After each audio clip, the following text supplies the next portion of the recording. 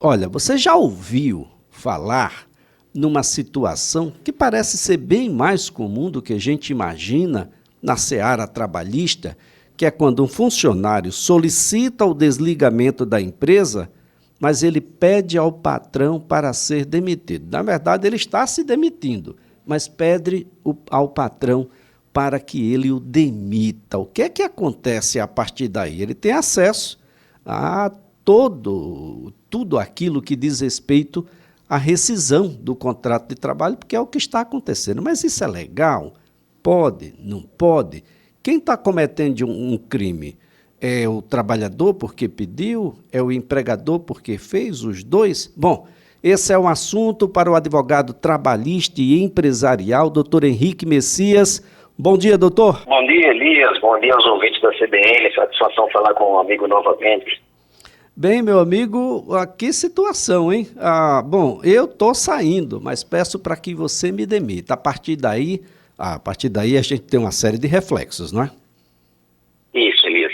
Veja, você colocou muito bem na sua introdução, né, que acontece com frequência, é usual, é comum, os trabalhadores não terem mais a intenção de permanecer empregados, Elias, e eles buscam o empregador, buscam as empresas para que seu contrato seja rescindido sem justa causa. Ou seja, como se a iniciativa para a rescisão fosse do empregador e não do empregado. É comum, Elias, que isso aconteça, é comum que se faça um acordo, inclusive, para que a rescisão seja, né, a iniciativa da rescisão seja da empresa e que uma parte das verbas decisórias devidas, a exemplo da multa de 40% da FGTS, seja devolvida à empresa. Elias, há uma série de problemas nessa situação desde a sua origem. Tá? Por quê? Porque quando a iniciativa para a rescisão do contrato de trabalho parte do empregado, ele precisa pedir a demissão. Ou ainda, se a empresa pratica alguma falta, algum ato que justifique a rescisão por justa causa daquele contrato de trabalho, sim, Elias, a rescisão por justa causa também existe para o empregado, a iniciativa do empregado, ele pode buscar a justiça e pedir a rescisão indireta do contrato de trabalho quando lhe serão devidos todas as verbas decisórias, como se a rescisão acontecesse sem justa causa por iniciativa da empresa. Mas esse é o principal problema, tá, Elias?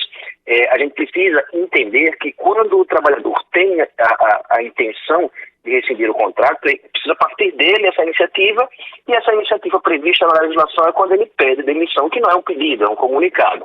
Ele comunica que não prestará mais serviços à empresa e ele tem aquelas verbas decisórias devidas na forma da lei, saldo de salário, décimo proporcional e férias proporcionais. Agora, doutor, tem a multa de 40% do FGTS, é o que o senhor já se referiu, inclusive. Normalmente, nesse tipo de acordo, a multa volta para o empregador, é isso? Veja, é isso. Tá? Isso, na verdade, isso é um grande equívoco praticado pelo empregado e pelo empregador. Tá, Elias? Por quê? Porque na medida em que o empregado tem a intenção de rescindir o contrato, ele, a princípio, precisaria de demissão, precisaria pedir demissão. No entanto, ele procura o seu empregador e diz, olha, eu não tenho intenção mais de permanecer empregado, mas eu queria que você me demitisse. Eu queria que a rescisão acontecesse sem justa causa. Se o empregador, ele aceita esse... Olha, um pequeno problema aqui na comunicação com o doutor Henrique Messias, mas a gente está conversando um pouco aqui sobre essa situação do trabalhador que quer, na verdade, se demitir, não quer mais permanecer na empresa, mas que ao invés de se demitir, pede para que o empregador o demita, porque assim ele vai receber todas as suas verbas rescisórias e aí vai ter direito, naturalmente, né, a uma consequente provável devolução de uma multa de 40% do FGTS. Só que o empregado recebe e repassa para o empregador. E o senhor estava exatamente nesse caminho, se manifestando do porquê da ilegalidade desse ato, né, doutor? Isso, Elias, veja. Como eu estava falando, né? Se o empregado ele tem a intenção de rescindir o contrato, ele precisa pedir demissão. Se, no entanto, ele procura o empregador e o empregador aceita a sugestão de rescindir o contrato sem justa causa, àquele empregado são devidos todos os direitos que são garantidos quando a rescisão é sem justa causa, que são saldo de salário, décimo e férias, que acontecem também no pedido de demissão, mas, além disso, o aviso prévio, que é proporcional ao tempo de serviço, e a multa de 40% incidente sobre o FGTS daquele trabalhador que foi depositado durante todo o contrato, ou que deveria ter sido depositado durante todo o contrato de trabalho. Então, há uma ilegalidade, Elias, quando este empregador aceita a sugestão do empregado, rescinde o contrato de trabalho sem justa causa e exige a devolução da multa de 40% do FGTS.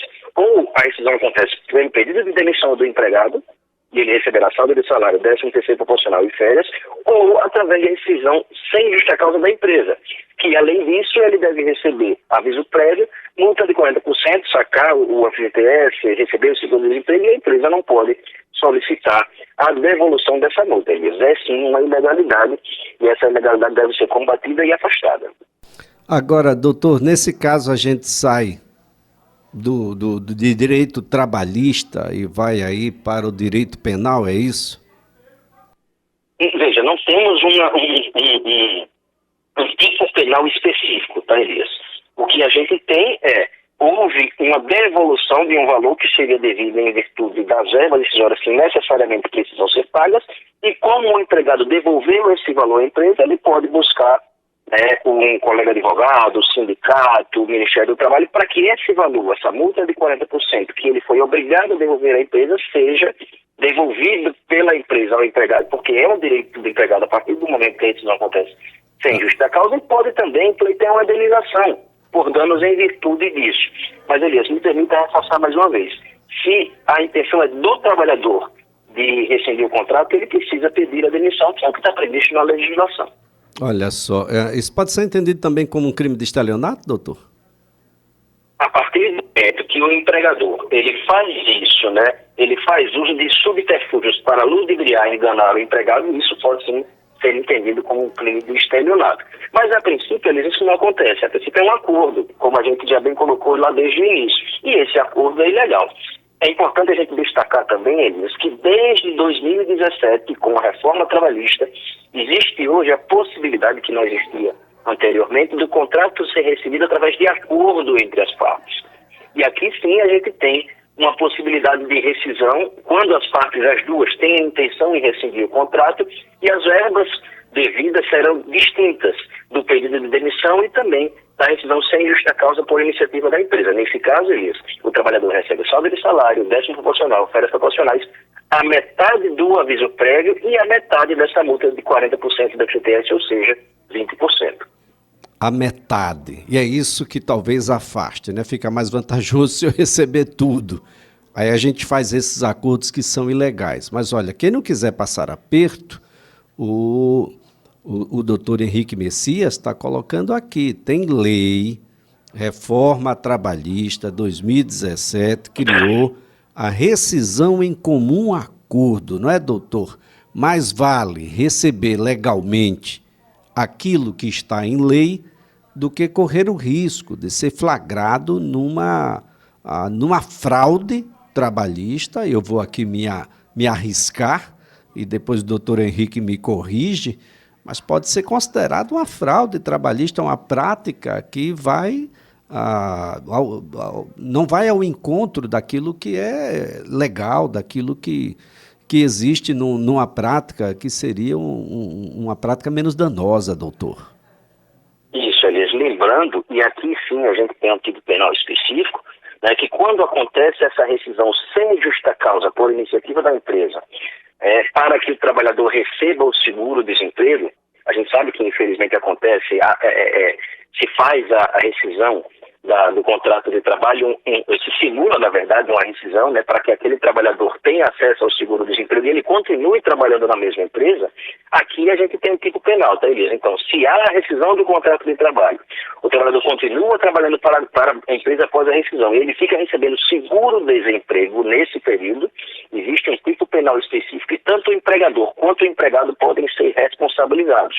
Muito recentemente nós tivemos uma campanha bem esclarecedora do Ministério Público do Trabalho nesse sentido, que receber seguro-desemprego, simular a rescisão do contrato para receber seguro-desemprego, ou ainda receber seguro-desemprego enquanto empregado, é sim um crime, e tanto o empregador quanto o empregado podem vir a ser responsabilizados por este crime. Bem, doutor Henrique Messias, não estava na nossa agenda essa discussão, mas tem se falado tanto em assédio eleitoral no trabalho. O empregador comete uma falta grave sob o ponto de vista trabalhista quando ele, de alguma forma, bonifica ou simplesmente promete punir alguém, algum dos seus colaboradores, para votar nesse ou naquele candidato? Sim, Elias, com certeza. Veja, a gente já falou, né, que o contrato de trabalho ele pode ser rescindido pelo empregado em duas situações. No pedido de demissão, quando não há uma justificativa para isso, e através da rescisão indireta, quando essa justificativa existe. E uma das faltas praticadas pela empresa que justifica a rescisão do contrato é exatamente o assédio nas mais diversas esferas, das mais diversas formas que ele pode acontecer. Isso. A gente tem visto esse assédio eleitoral acontecer nesses últimos dias. Tivemos, inclusive, um caso que veio, né, muito à tona de uma determinada empresa, em que esse assédio ficou muito claro.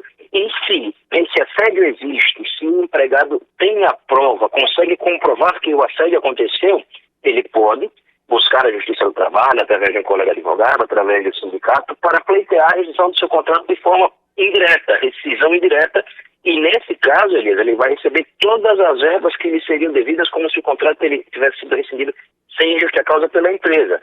Aviso prévio, multa de FGTS, seguro-desemprego, e pode também pleitear uma indenização tendo em vista o assédio que ele sofreu dentro da empresa, tá, Elias? A gente sabe, Elias, que o voto, né, a escolha de quem votar é um direito e também um dever do trabalhador. E a empresa não cabe influenciar de forma absolutamente nenhuma nesse voto. Se a empresa orienta ou até pune determinados trabalhadores que não votarem no candidato, que é o candidato que aquele empregador entende ser o melhor, a empresa sim pode vir a ser responsabilizada, desde a rescisão daquele contrato de forma indireta, quando a empresa praticou uma falta que justifica a rescisão, até a imposição de indenizações, tendo em vista o assédio claro que foi praticado. Então é importante, neste momento de anos muito acirrados, a gente passar essa informação para o nosso público, que o empregador, sobretudo, não pode impor aos empregados a sua escolha de determinado candidato ou solicitar que haja uma votação naquele candidato que ele acha que é o melhor para conduzir o nosso estado, no caso de Alagoas, ou ainda o nosso país, no caso do Brasil. Essa é uma situação bastante complexa, porque fica imaginando, se todos votam num determinado candidato e ele perde ou ganha, todos estão num barco só. Mas se um dos colaboradores resolve, e isso de uma forma publicizada, conhecida dos demais, e o candidato dele perde, fica imaginando, né, o que não passa esse servidor das chacotas, de toda uma perseguição, até mesmo as suas redes sociais, muito provavelmente rebaixado nas suas funções ou limitado na sua atuação. Essa é uma situação muito grave, as pessoas precisam ter um pouco mais de temperança, de serenidade. Outra situação, doutor, que vem sendo também bastante comentada, é da possibilidade daqueles que não se coadunam com o candidato das gerências, do patrão, estes estarão de plantão no próximo dia 30. Eu posso, por meio do plantão, na condição de empregador, impor um horário durante todo o período de votação do dia 30, impedindo assim que determinado colaborador não chegue até as urnas? Elias, é uma outra discussão, né, uma excelente pergunta, porque é uma outra discussão que está sendo bem travada, digamos assim, muito recente, que é exatamente se cabe ao empregador limitar o direito de voto do empregado, colocando para trabalhar no dia 30 de outubro, né, no dia do segundo turno. Veja só, Elias, como eu disse, o voto é um direito do trabalhador, do empregado, mas também é um dever. Então, o trabalhador precisa votar, exercer esse seu direito, né, cumprir com esse seu dever no dia 30 de outubro. Se determinadas empresas, determinados ramos de atividade, como é o comércio, por exemplo, têm autorização para funcionar aos domingos, as empresas podem sim trabalhar no dia de domingo, mas as empresas devem necessariamente assegurar que seus empregados exerçam esse direito, cumpram com esse dever, tá, Elias? Então, as empresas que forem funcionar, que aconteça o trabalho no dia 30, no próximo dia 30, precisam assegurar a todos os trabalhadores que lhe prestam serviço, independentemente, independente da opção daquele trabalhador, de sua ideologia, as empresas precisam assegurar o direito ao voto. Então, este trabalhador, ele pode sim se ausentar da empresa do tempo necessário para que ele se desloque à sua sessão de votação, para que ele exerça o seu direito de voto e para que ele retorne à empresa para que ele continue prestando seus serviços, Elias. Então, se a empresa ela não possibilita o exercício desse direito, mais uma vez ela está praticando um assédio, e nesse caso não é um assédio somente contra aquele trabalhador, tá, Elias? É um assédio que... Muito bem. Doutor Henrique Messias, muito obrigado mesmo, viu? Um ótimo dia, ótima semana para o senhor.